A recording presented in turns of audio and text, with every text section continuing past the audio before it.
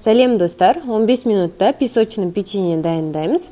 Ең алдымен бөлме температурасындағы сары майға сахарный пудраны қосамыз. Қантпен алмастырсаңыз болады.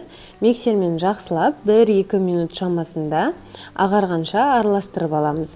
Одан соң үстінен бір жұмыртқаны саламыз.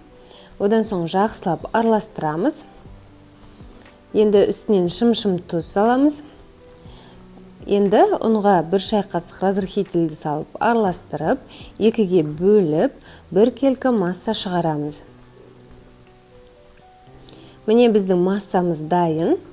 Енді кондитерлік мешокқа салып аламыз. Егерде бұндай мешок жоқ болса, қасықпен домалатып салып шығуға болады.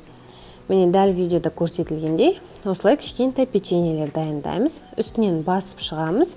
Қалауымызша джем немесе варенье осылай салып шығамыз. 180 градуста 10 минут пісіреміз.